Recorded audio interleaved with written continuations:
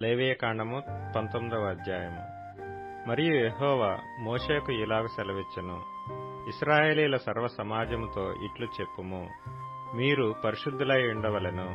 మీ దేవుడనైన యెహోవానగు నేను పరిశుద్ధుడనై ఉన్నాను. మీలో ప్రతివాడు తన తల్లికి తన తండ్రికి భయపడవలెను.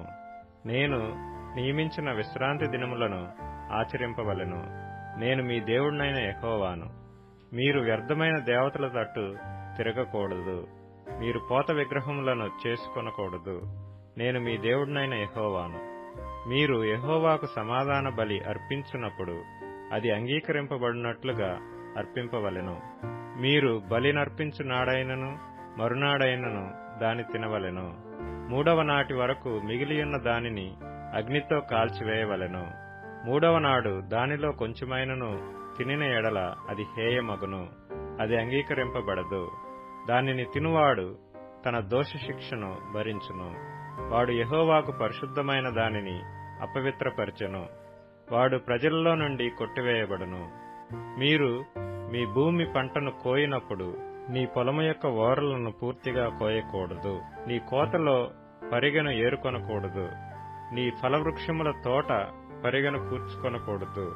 నీ ఫలవృక్షముల తోటలో రాలిన పండ్లను ఏరుకొనకూడదు. బీదలకును పరదేశులకును వాటిని విడిచిపెట్టవలెను.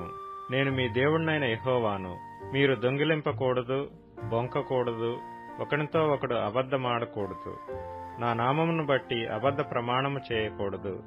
నీ దేవుని నామమును అపవిత్రపరచకూడదు. నేను యెహోవాను. నీ పొరుగువాని హింసించకూడదు, వాని దోచుకొనకూడదు. కూలివాని కూలి మరునాటి వరకు నీ యొద్ద ఉంచుకొనకూడదు. చెవిటివాని తిట్టకూడదు. గురుడ్డివాని ఎదుట అడ్డము వేయకూడదు. నీ దేవునికి భయపడవలెను. నేను యెహోవాను. అన్యాయపు తీర్పు తీర్చకూడదు. బీదవాడని పక్షపాతము చేయకూడదు. గొప్పవాడని అభిమానము చూపకూడదు. న్యాయమును బట్టి నీ పొరుగువానికి తీర్పు తీర్చవలెను. నీ ప్రజలలో కొండెములాడుచు ఇంటింటికి తిరగకూడదు. నీ సహోదరునికి ప్రాణహాని చేయ చూడకూడదు. నేను యెహోవాను. నీ హృదయంలో నీ సహోదరుని మీద పగ పట్టకూడదు. నీ పొరుగువాని పాపము నీ మీదికి రాకుండునట్లు నీవు తప్పక వానిని గద్దింపవలెను. కీడుకు ప్రతి కీడు చేయకూడదు.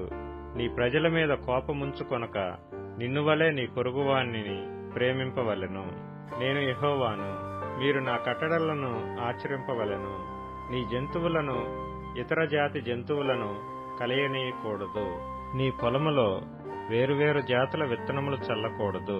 బొచ్చును నారయు కలిసిన బట్ట వేసుకొనకూడదు. ఒకనికి ప్రదానము చేయబడిన దాసి వెల ఇచ్చి విమోచింపబడకుండగానేమి, ఊరక విడిపింపబడకుండగానేమి ఒకడు దానితో శయనించి వీర్యస్ఖలనము చేసిన ఎడల వారిని శిక్షింపవలెను.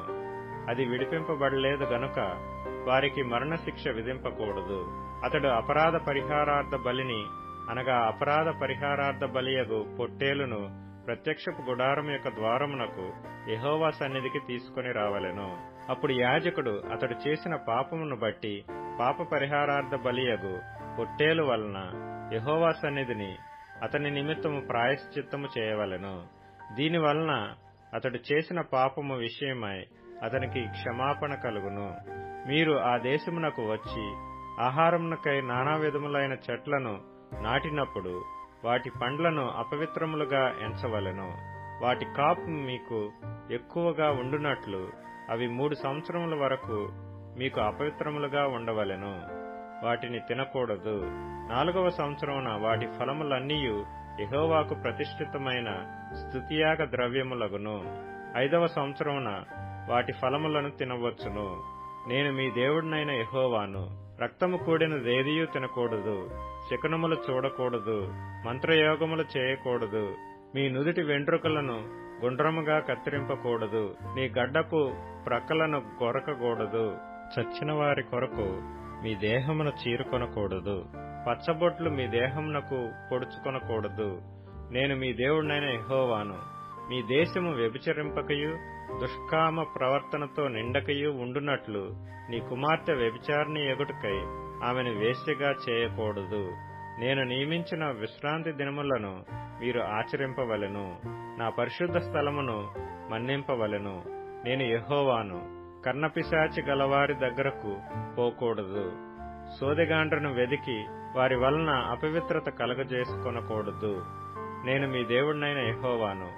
తల నెరసిన వాని ఎదుట లేచి ముసలివాని ముఖమును గనపరచి నీ దేవునికి భయపడవలెను.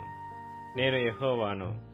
మీ దేశమందు పరదేశి నీ మధ్య నివసించున్నప్పుడు వానిని బాధింపకూడదు. మీ మధ్య నివసించు పరదేశిని మీలో పుట్టిన వాని వలె ఎంచవలెను. నిన్ను వలె వానిని ప్రేమింపవలెను. ఐగుప్తు దేశములో మీరు పరదేశులై ఇంటిరి. నేను మీ దేవుడినైన యెహోవాను. తీర్పు తీర్చున్నప్పుడు కొలతలో గాని తూనికలో గాని పరిమాణములో గాని మీరు అన్యాయము చేయకూడదు. న్యాయమైన త్రాసులు, న్యాయమైన గుండ్లు, న్యాయమైన తూము, న్యాయమైన పడి మీకుండవలెను. నేను ఐగుప్తు దేశములో నుండి మిమ్మును రప్పించిన మీ దేవుడినైన యెహోవాను. కాగా మీరు నా కట్టడలన్నిటినీ నా విధులన్నిటినీ అనుసరించి నడుచుకొనవలెను. నేను యెహోవాను.